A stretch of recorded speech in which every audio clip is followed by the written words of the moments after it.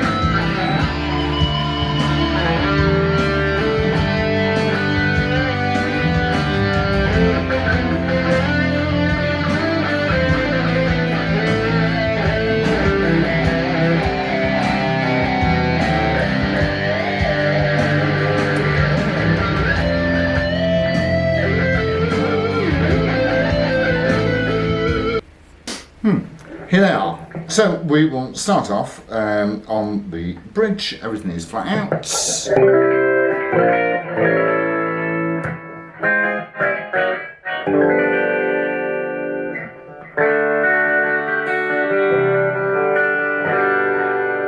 Okay, there's the centre.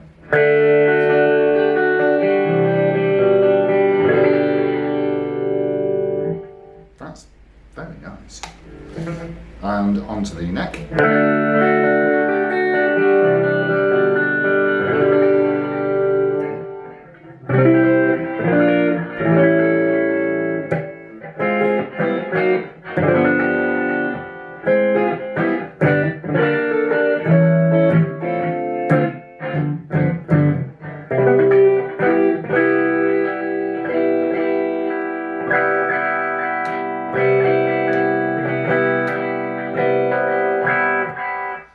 Lovely. And now let's see. Ooh, sorry about that. And now let's see if you spotted the anomalies with this. With this instrument. It is a Gibson. Make no mistake. Let's have a look round. Let me get right to the point. The old burly chassis there. So this is a Gibson Sonex, and it is, as you can probably see from the rubbed area, the back there, that it is a second. And I'll be totally honest with you, that was one of the reasons that I wanted it. Yes, well, I know. As you can see from the serial number, this is 1982, and I've been just busting to get my hands on a a vintage Gibson, and these were the absolute bottom of the range, and one of the very, very few Gibsons that has a bolt-on neck. In fact, the only other one that I can think of is the Marauder, if there's any more. I'm sure there are a few more, but they're the main two that spring to mind. So, what did we see that was wrong with the guitar? those of you in the know will know that the headstock name and details are incorrect.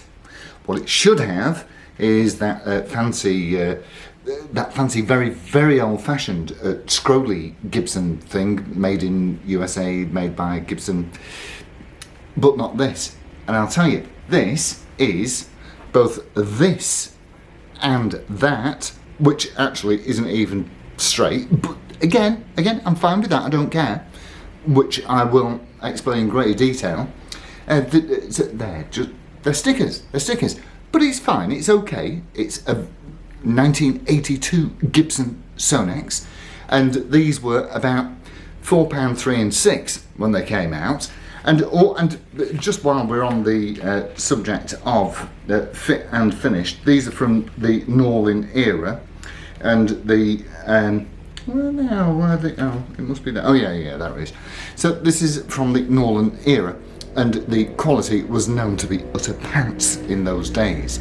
Now, absolutely every single one of them has got this gap here on the neck. Absolutely no exceptions. Every single one that I have seen has got this gap on the neck. But I wanted a second. Why did I want a second? Well, I'll tell you why.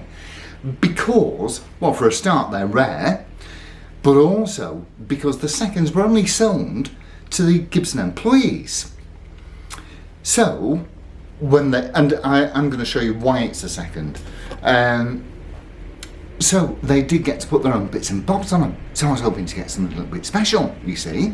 I mean, for a start, the tuners are wrong. Shouldn't have Grovers on. It should have some unnamed Clusen style cheapo bobs on it. But it has not. It has got very, very nice Grovers. And you can tell, well, unless you can see some that I can't, but they're original to the guitar. Because, well, look at the rust on the screws.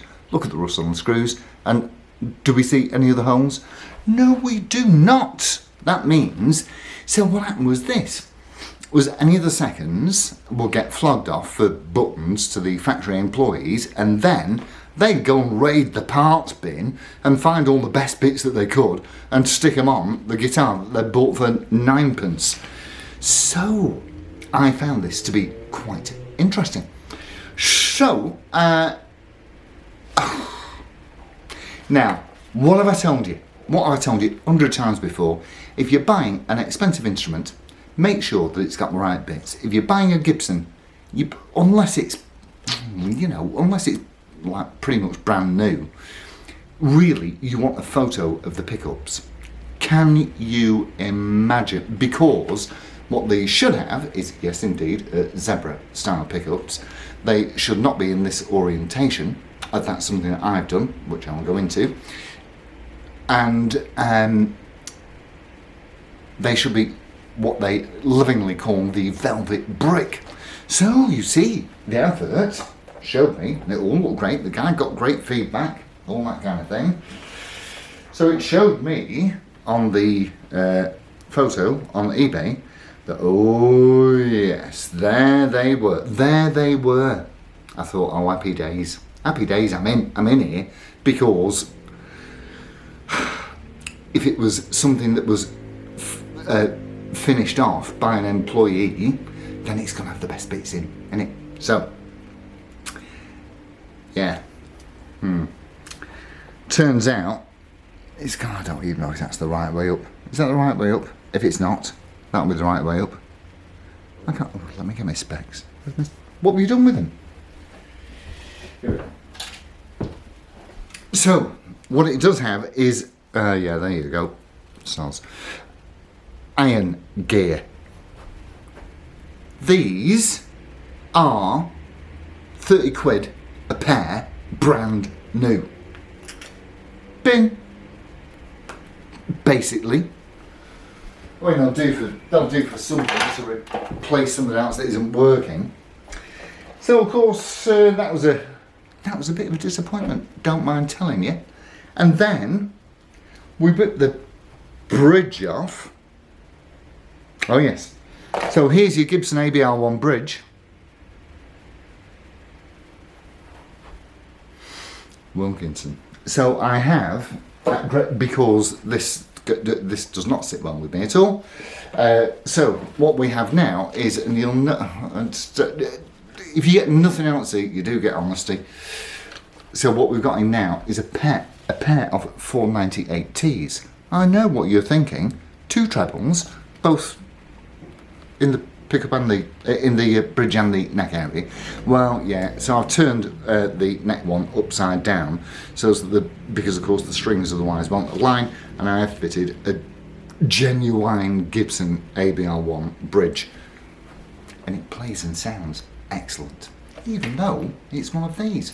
So a little bit about the, oh yes, first of all, we'll finally cover why this is a second, and I can tell you exactly why. It's because the paint was wet when they put it on the bench, and somewhere around that, this shoulder here, oh, I can feel it, it's there, you will see an imprint of patent number something. And the only way that you can tell that it says patent number something is because, can you see it there? Can you see it? The only way that you can tell that is because is by using a mirror, because of course patent number was the right way round. When it went onto the bench with whatever it was that was underneath it, it left the imprint in there. And I don't know if that mark on the neck has anything to do with it being a second, but certainly when I took the pick guard off, you can see a raised ridge of paint. So the paint was not set before anything else happened to it, and that is why it's a second. And I would put the original font, the original Gibson font there, but then that would be a lie and misleading, and we like to have everything bang on. So when you are buying an expensive guitar, and especially an old one, and I've broken my own rule, what you need to do is you want photos of the pickups if they're not prepared to give them to you. Or look, the guy that I bought it off, he was sound. He was really, really helpful, and he had like 1,100% positive feedback, and he was fine. But as you can probably imagine, we now have genuine Gibson humbuckers and a genuine ABR1 bridge, so I've spent a few quid making this a Gibson again. So onto the details very briefly.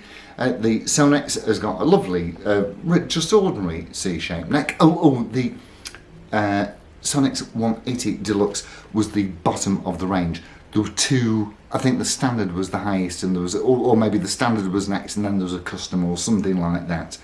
But they were all the same, and the body is not made of wood. It has a wood frame, but if you've ever fiberglassed anything, and you know the resin that you mix with hardener, and then it's like a compact, it's like brick actually. I mean, it sets so hard, and that's what they make. And this weighs 4.3 kilograms. It's as heavy as a large child.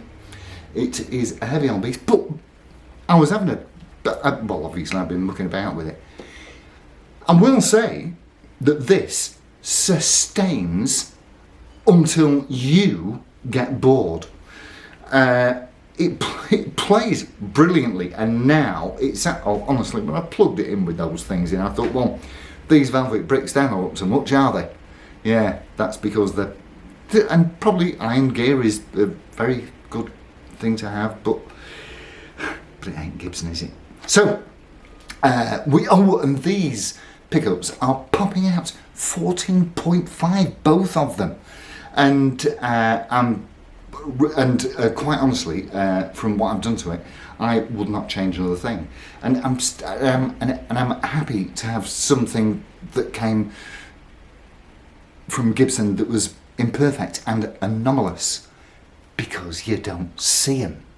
You don't see them, and that really ups its rarity value. I mean, there's probably only about half a dozen nerds in the UK like me that would really appreciate that kind of thing. Right, I've waffled on way too long, but the bottom line is that Gibson Sonexes are great, and you should buy one if you want to get into vintage Gibson stuff. But when you are paying a lot of money for an expensive guitar, you need to know that it has what it says on the list of ingredients. So buy from a trusted seller, etc. So on and so forth. And with that, I shall bid you a fond farewell. So thank you all ever so much for tuning in. It's adios amigos and ta-ra.